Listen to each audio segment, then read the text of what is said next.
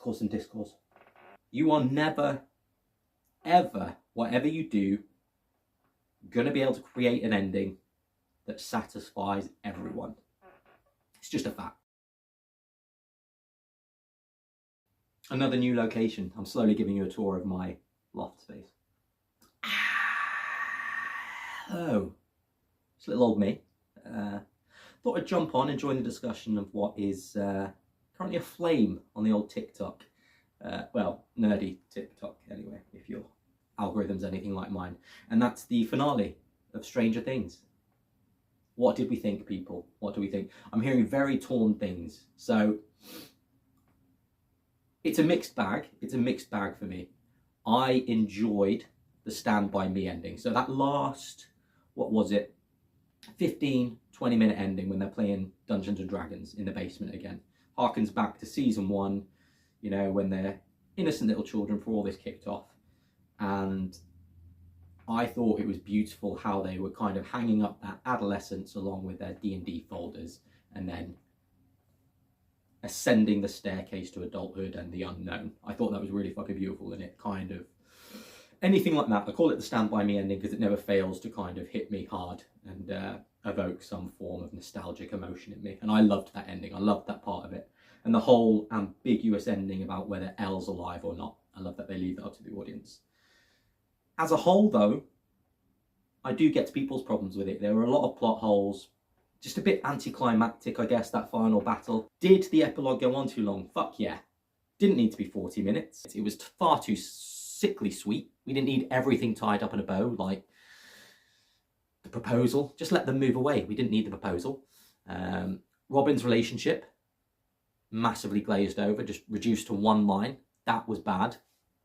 I will slap your wrist for that. That was very bad. So to summarise, was it perfect? No. Did we ever really expect it to be? If you're smart, no. Because we'd all written our own little endings in our head on what we thought would happen or what should happen. So we're never going to be fucking satisfied. I mean, I'm concerned for a lot of people. A lot of fan theories. A lot of people thinking that another episode's going to pop up. I mean, I love it. Half of you deserve careers in writing television shows. Like, some of the theories I've read are fucking sick and did sometimes end up being slightly better than the product we got. So the big thing at the moment is episode 8, The Right Side Up, was a breaking the fourth wall episode, and it was the audience being Vecna'd. And a surprise episode was going to pop up, or they were going to rework the episodes to make them longer and give us details that we missed, and it was going to reframe the whole ending. Cool.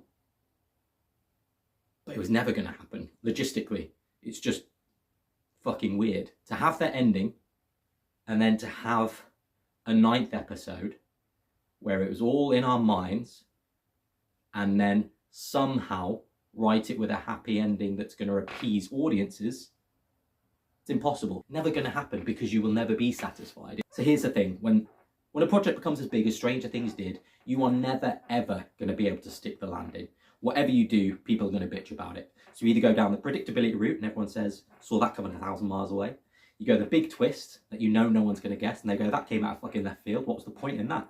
That wasn't even written in the show or hinted at. You either go down the route of needing to wrap it all up and do it as quickly as possible, thus spending £1 million on a TV show and just everyone hating it.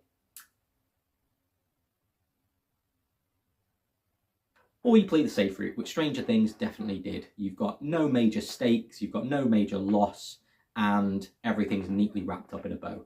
That's the route they kind of took with the show, and they left it open to interpretation. Is what it is. You're never going to be happy. How do you satisfy an audience? The cast and crew have dedicated 9 years of their life bringing this together for the audience, for the fans, and for themselves. They wanted to tell this story. And for everyone to kind of get to the end, and because they didn't get the ending they wanted, just go nuts for it. And that's purely what it comes down to. It wasn't a bad ending. It just wasn't the ending that you wanted. And I understand people's reasons. I've seen every reason that people wanted a different outcome. But here's the thing. You were never really going to be happy. But I think it was a good enough ending. And I think a lot of people at the moment are overreacting about certain aspects of it. A lot of people will sit with this. Maybe they'll rewatch it. Or maybe they won't. They'll just think about it and be haunted about it for days or weeks. But eventually, I think some of the people that are cursing the writers and the directors and all the work that went into this will suddenly realise, actually, it was a fine ending. Until the spin-off, and then we can all go crazy again. Yeah.